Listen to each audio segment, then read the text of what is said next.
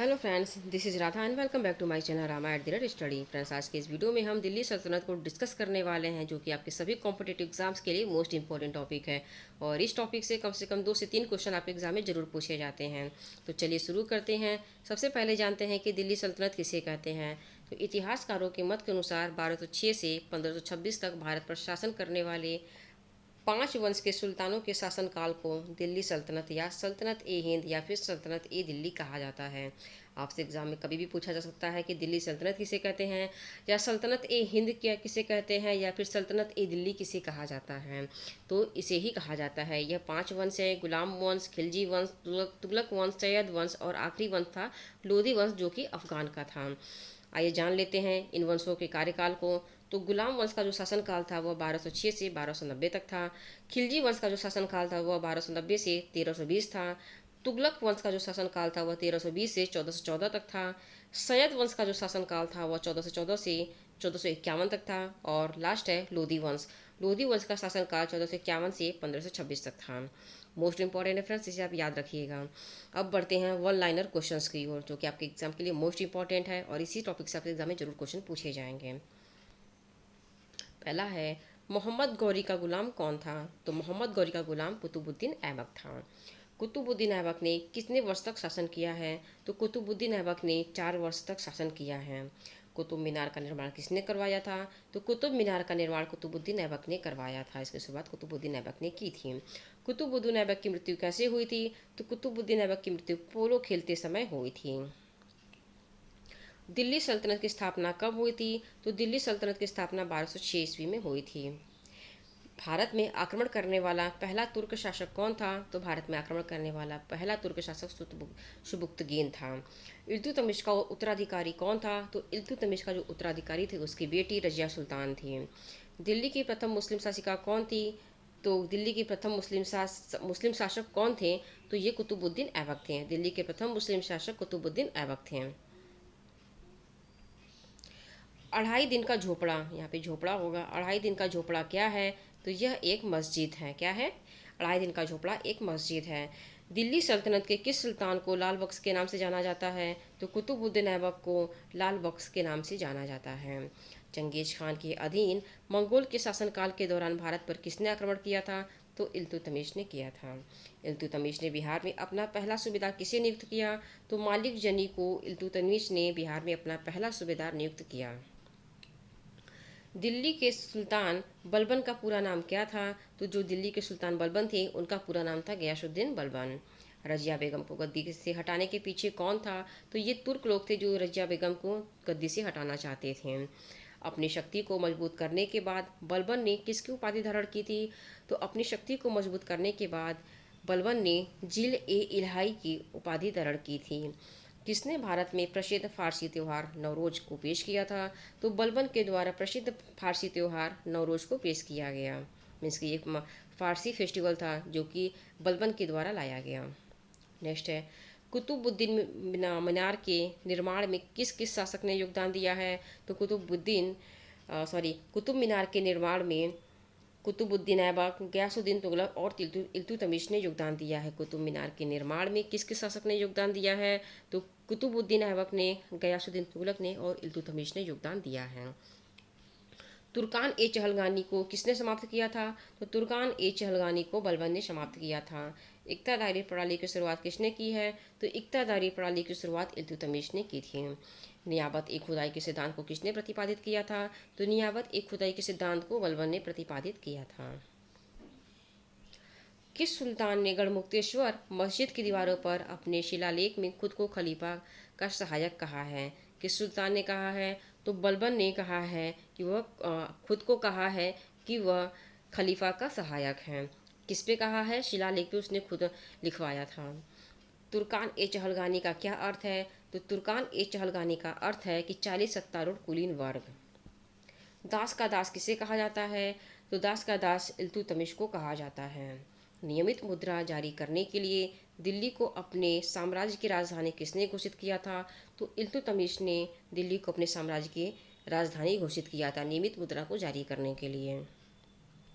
दिल्ली सल्तनत के किस सुल्तान ने रक्त और लौह की नीति अपनाई थी। तो बलबन ने रक्त और लौह की नीति अपनाई थी। किस सुल्तान ने टोकन मुद्रा की अवधारणा शुरू की थी?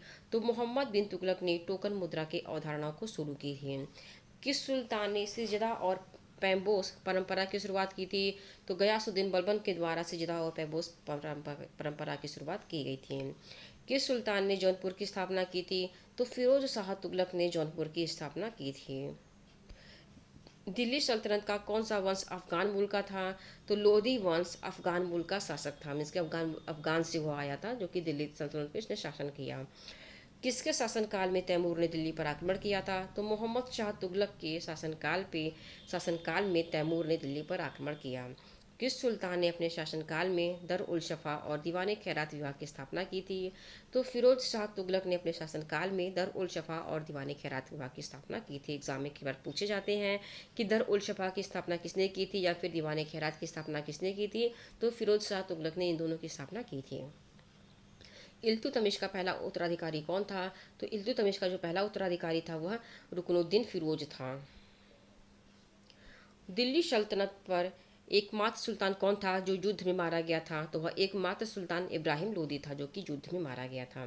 भारत में चमड़े के सिक्के किसने शुरू किए थे? तो भारत में जो चमड़े के सिक्के शुरू किया गया था वह मोहम्मद बिन तुगलक के द्वारा किया गया था।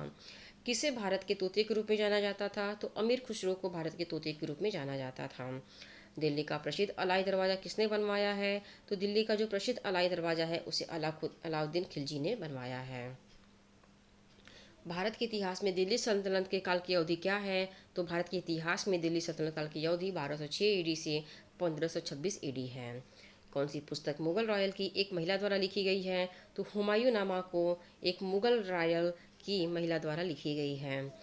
मुगल साम्राज्य की नींव इब्राहिम लोदी को पराजित करने के बाद किस शासक के द्वारा रखी गई थी जिसने लोधी राजवंश के अंत को चिन्हित किया था, जिसने कि लोधी वंश को भी खत्म किया था? तो बाबर के द्वारा। किस मुगल सम्राट ने अपनी आत्मकथा लिखी है? तो बाबर ने अपनी आत्मकथा लिखी है। महाराणा सांगा ने किस लड़ाई में इब्राहिम लोदी को हराया था? तो खतौली की लड़ाई में महाराणा सांगा ने इब्राहिम लोदी को हराया था। बगदाद के किस आखिरी खलीफा का नाम पहली बार सिक्कों पर दिखाई दिया था? तो इल्तुतमिश खलीफा का नाम पहली बार सिक्कों पर दिखाई दिया था। अबवाब क्या था? तो ये जो अबवाब था यह प्रकार का एक कर था जिसमें हाउस टैक्स था, मीन्स के घर का जो कर था, चराई कर था, सिंचाई कर आदि विभिन्न प्रकार के कर आते थे। यही अबवाब कहलाता था मुगल शासनकाल के दौरान। दिल्ली सल्तनत काल के दौरान दिल्ली सल्तनत काल में भूमि की माप के लिए किस शब्द का प्रयोग किया जाता था? तो दिल्ली सल्तनत काल में भूमि की माप के लिए मसाहत शब्द का प्रयोग किया जाता था। लोधी वंश की स्थापना किसने की थी? तो लोधी वंश की स्थापना बहलोल लोधी ने की थी। दिल्ली सल्तनत के दौरान किस राजवंश ने सबसे कम समय तक शासन किया है? तो खिलजी वंश का शासनकाल सबसे कम रहा है। किस सुल्तान ने अपने महल की खूबसूरत दीवार की पेंटिंग को मिटाने का आदेश दिया था? तो फिरोज शाह तुगलक ने अपने महल की खूबसूरत दीवार की पेंटिंग को मिटाने का आदेश दिया था। किस सुल्तान ने जौनपुर और फतेहाबाद शहर की स्थापना की है? तो फिरोज शाह तुगलक के द्वारा जौनपुर और फतेहाबाद शहर की स्थापना की गई थी। दिल्ली सल्तनत का प्रमुख बनने वाले एकमात्र परिवर्तित भारतीय मुसलमान कौन थे? तो ये नसीरुद्दीन खुसरो थे, जो कि पहले भारतीय थे, फिर मतलब कि सॉरी हिंदू थे, फिर बाद में वो मुसलमान हो गए। मोहम्मद गौरी द्वारा निर्मित एकता प्रणाली के पुनर्गठन का श्रेय किसे दिया जाता है? तो इसका श्रेय बलबन को दिया जाता है, जिसने एकता प्रणाली को पुनर्गठित किया। कांगड़ा में पूरी जगन्नाथ मंदिर और ज्वालामुखी मंदिर को अपवित्र करने वाला सुल्तान कौन था? तो यह फिरोज शाह तुगलक था, जिसने ज्वालामुखी मंदिर और जगन्नाथ मंदिर को विध्वंस करने की कोशिश की थी। शिविर स्वर्गद्वारी, जिसमें मोहम्मद बिन तुगलक ने 2.5 वर्ष बिताए थे, किस नदी के किनारे स्थित था? तो यह गंगा नदी के किनारे स्थित था, जिसमें मोहम्मद बिन तुगलक ने 2.5 वर्ष बिताए थे। जलालुद्दीन खिलजी ने किस सूफी संत को विद्रोह का प्रयास करने के लिए मौत के घाट उतार दिया था? तो वह सिद्दी मौला सूफी संत थे जिन्होंने विद्रोह किया था और उसी के लिए जलालुद्दीन खिलजी ने उन्हें मौत के घाट उतार दिया था। अमीर खुसरो ने किस राजपूत राज्य पर अलाउद्दीन खिलजी की विजय के बाद राजपूत महिलाओं के जौहर का पहला ग्राफिक विवरण दिया था? तो वह स्थान रणथंभौर था, जहाँ पे अमीर खुसरो ने महिलाओं के जौहर का पहला ग्राफिक विवरण दिया था। किस सुल्तान ने खलीफा की मान्यता को अब तक का सबसे बड़ा सम्मान बताया था? तो फिरोज शाह तुगलक ने बताया था। किस दिल्ली सुल्तनत सल्तनत सुल्तान का सूफी संत निजामुद्दीन औलिया के साथ विवाद था। तो यह दिल्ली सल्तनत का शासक मीन्स के सुल्तान गयासुद्दीन तुगलक था, जिसका कि सूफी संत निजामुद्दीन औलिया के साथ विवाद था। एग्जाम में पूछे जाते हैं, इसलिए ये वन लाइनर क्वेश्चन आपके लिए लाया गया है। दिल्ली सल्तनत में पहला सम्राट कौन था जिसने कहा था कि दोआब में भूमि राजस्व का निर्धारण खेती के तहत भूमि को मापने के आधार पर किया जाना चाहिए? तो यह स्टेटमेंट अलाउद्दीन खिलजी के द्वारा कहा गया था। कौन मध्यकालीन भारतीय शासक जो पूरी दुनिया को जीतना चाहता था और खुद को दूसरा अलेक्जेंडर की उपाधि देता था? तो वह कौन शासक था? तो वह शासक अलाउद्दीन खिलजी था, जो खुद को दूसरा अलेक्जेंडर की उपाधि देता था या खुद को कहता था। और ये एग्जाम में कई बार पूछा गया है। दिल्ली का वह हिस्सा जहां कुतुबुद्दीन ऐबक ने 7 शहरों की नींव रखी थी, कौन सा स्थान है? तो दिल्ली में वह महरौली स्थान है, जहां पे कुतुबुद्दीन ऐबक ने 7 शहरों की नींव रखी थी। दिल्ली सल्तनत में सैयद वंश का संस्थापक कौन था? तो दिल्ली सल्तनत में सैयद वंश का संस्थापक खिज्र खान था।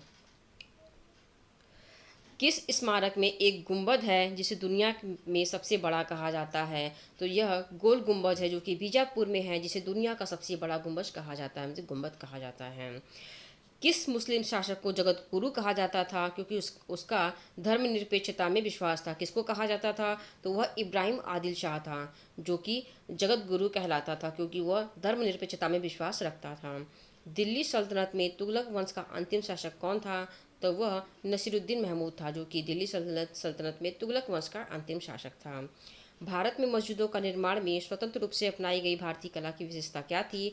तो उसमें थे कमल निकला, एक मतलब एक चित्र होता था, तो उसको उस तरीके से बनाया जाता था, उसको जो कहा जाता था वो कमल निकला कहा जाता था। मतलब कमल का एक फिगर बनाया जाता था, जो लोटस होता है उसका फिगर बनाया जाता था, और इस तरीके से बनाया जाता था कि जिसको उसे कमल निकला कहा जाता था। नेक्स्ट है, मलिक काफूर किसका गवर्नर जनरल था? तो मलिक काफूर अलाउद्दीन खिलजी का गवर्नर जनरल था।